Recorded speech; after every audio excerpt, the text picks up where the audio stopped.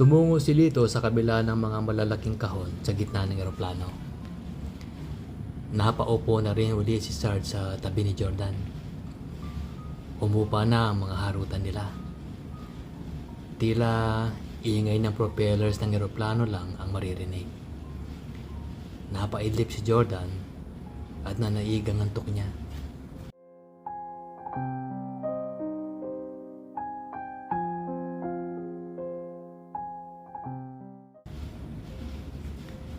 Biglang nagising si Jordan. Nakaidlip na sana siya ng maayos kung hindi dahil sa naging matagtag ang lipad nila. Nabundol ang ulo niya sa matigas na sinasandalan ng likod niya. Ramdam ni Jordan ang malakas ng yanig ng eroplano sa kinauupuan niya.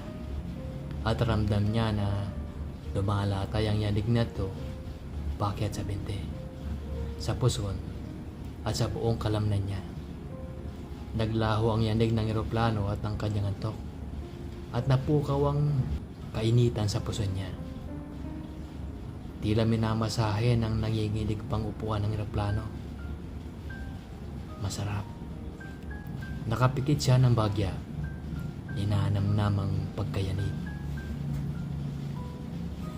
Bigla niyang naalala na may mga kasamahan pala siya. Dumilat si Jordan, ngunit wala siyang nakitang tao. Hindi niya natatanaw sina Sarge o Lito sa tabi niya. Tinanggal niya ang pagkasukbit ng seatbelt niya. Tumayo at tumakad ng kaunti. Iniikot niya ang mga malalaking kahong kargada sa loob ng eroplano. Baka nasa kabila nito sina Sarge at Lito. Natigilan si Jordan sa nakita niya. At tahimik na umatras siya. Kumubli sa likod ng malaking kahon. Dahan-dahang sumilip si Jordan at nakita niya na may ginagawa sila Sarge.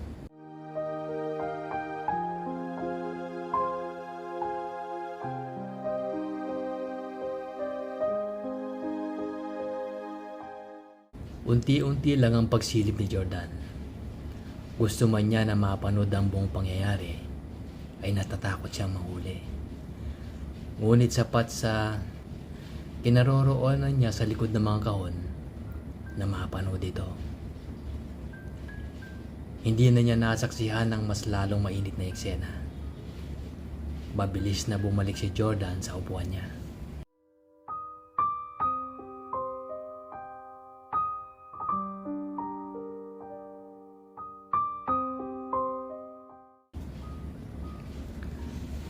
"O Jordan, gising ka na pala," ang nakakagulat na bungad ni Sarge.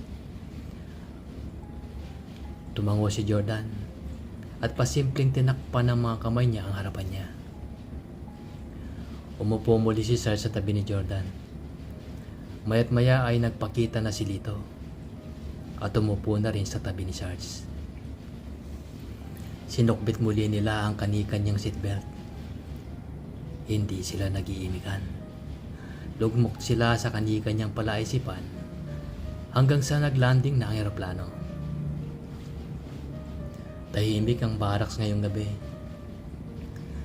Nasa overnight training mission ang halos lahat ng sundalo ng barracks. Kaya walang mga maingay na humihilig. Halos solong-solo ni Private Del Ramos ang barracks nila ngayong gabi. Maliban sa kasama niyang si Private Joel Virac na natutulog sa double deck nilang kama. Dalang-dala si Joel sa kanyang mga pagunita. Inaalala niya ang huling pagsiping nila ng kanyang asawa na si Nenita. 3 buwan na pala silang kasal. At mapusok pa ang pagsisiping nilang bagong mag-asawa. Sa bawat pagkakataong nakakauwi siya sa kanyang bayan.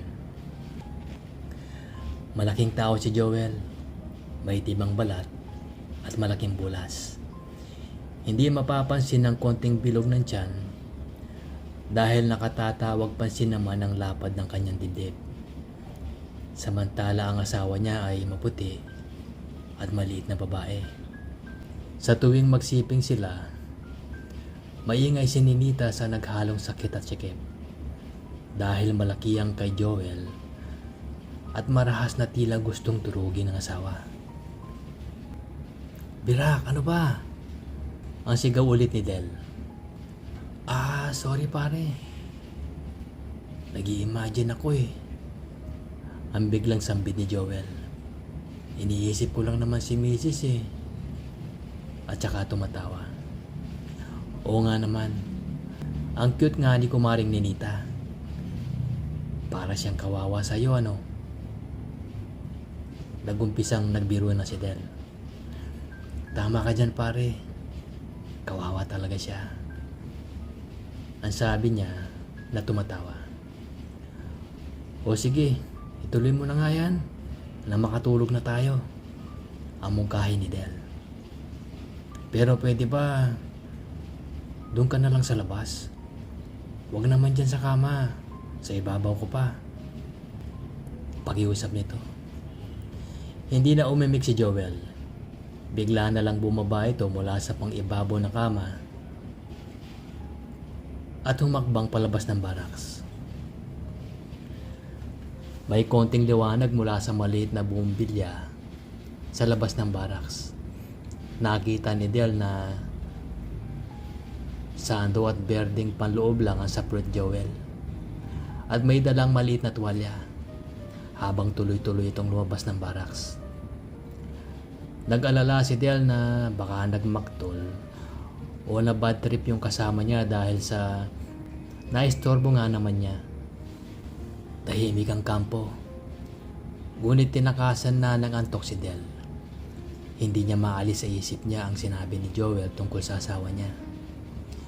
Lumipas ang sandali na parang ang tagal sa pakiramdam ni Del. Hindi pa rin bumabalik si Joel. Hindi nakabalik tulog si Del. Naalala ni Del si Ninita nung nakilala niya ito sa kasal ni Joel. Naglalaro sa isip niya ang imahe ni Ninita. Bumangon si Del. Hindi niya alam kung ano ang nagdadala sa kanya. At tumakbang din siya palabas ng barracks. Dahan-dahan ang paglalakad niya sa madilim na kampo.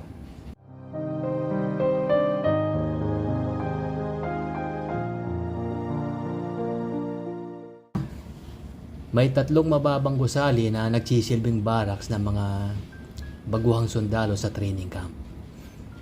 Bawat gusali ay tila isang malaking silid at tabi-tabi ang mga kamang double deck. Ang ibang bintana ay sarado. Ang iba naman ay nakabukas. Naririnig ni Del ang mahinang hilik mula sa mga natutulog sa loob ng ibang barracks. Tinahak ni Del ang kahabaan ng 3 magkatabing barracks, patungo sa likod, patungo sa mga banyo at palikuran. Hindi lang si Del at Joel ang gising sa mga sandaling yon. Ang huling gusali ay may mga quarters para sa mga bihitang sundalo at army staff. Bukod dito sa katabing barracks, dito pinatuloy ni Jordan ng ama niyang koronel na commander ng kampo. At hindi doon sa officers quarters kasama ng kanyang ama. Gusto ni Colonel Kembao na matutong makisama sa mga sundalo si Jordan at para na rin maobserbahan at mapag-aralan niya ang buhay militar. Napapasama na rin si Jordan sa ibang mga training drills ng mga baguhang sundalo at nakikilahok din siya sa iba't ibang gawain ng kampo. Palaging pagod si Jordan sa pagtatapos ng araw. Minsan, agad-agad siyang nakakatulog. Ngunit ngayong gabi, hindi siya makatulog dahil sa sobrang pagod at nangangalay na ang bugbog niyang katawan. Mainit sa loob ng quarters niya. Kahit may electric fan, mainit pa rin ang hangin. Hindi pa siya sanay na matulog sa loob ng kulambo at wala pang aircon. Tahimik ang kampo. Bukas ang mga bintana. Napuna ni Jordan ng animo isang sundalo na dumaan sa labas. Pagkatapos ng ilang sandali, may isa pang anino na dumaan dito. Tumingin si Jordan sa relo. 3:00 ng umaga. Makalipas ang ilang sandali, bumangon si Jordan, lumabas ng quarters niya, at nagtangkang sundan ng dumaan na 2 lalaki. Tahimik ang mga yapak ni Del. Hindi niya maaninag sa dilim kung saan nagpunta si Joel. Narating ni Del ang mga paliguan at palikuran sa may bandang likod ng 3 gusali, sa loob ng banyo ng mga sundalo. May ilang nakahilerang maliit na pwesto na pinaghihiwalay ng mababang dingding ng kawayan. Walang pintuan ng kortina, may mga gripo, at bawat pwesto ay may malaking drum o timba ng tubig at may mga tabo. Tahimik sa loob ng banyo, liban sa mahinang patak ng tubig mula sa ilang gripong hindi nakasara ng mahigpit. Patay ang ilaw at ang konting liwanag lang ang nagmumula sa mahinang bumbilya sa may poste sa labas ng gusali. Nang nasanay na ang mga mata ni Del sa dilim, naaninag niya ang nakatayo sa pinakadulo na pwestong paliguan. Tinanggal ni Del ang tsinelas niya sa may pintuan at tahimik na humakbang na nakayapak lamang palapit sa taong yon.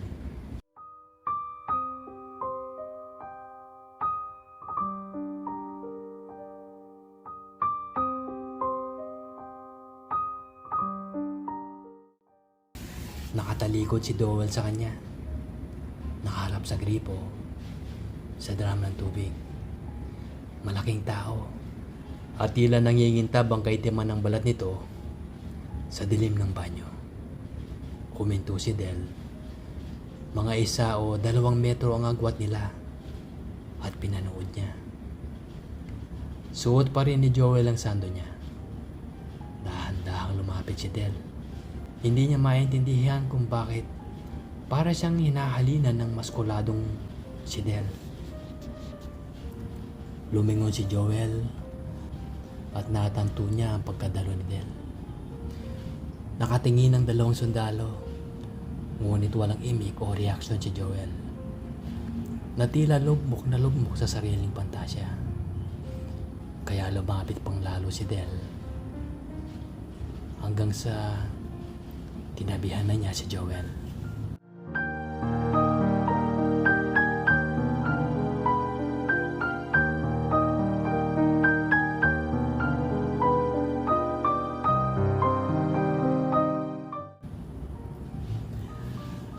Mula sa pintuan ng paliguan, nadatnan ni Jordan ang anino ng malaking lalaki. Nakatayong nakaharap sa loob ng pinakadulong pwesto. Hindi niya nakikita ang nakaluhod sa harap nito. Naalala ni Jordan ang nakita niya sa loob ng eroplano sa paglipad niya papuntang kampong ito. Malinaw pa sa isipan niya ang nadarama ng lalaki. Lumipat si Jordan. Humakbang dahan-dahan papunta sa malaking lalaki na nakatayo sa pinakahuling pwesto sa paliguan. Sando lang ang saplot, walang pang ilalim.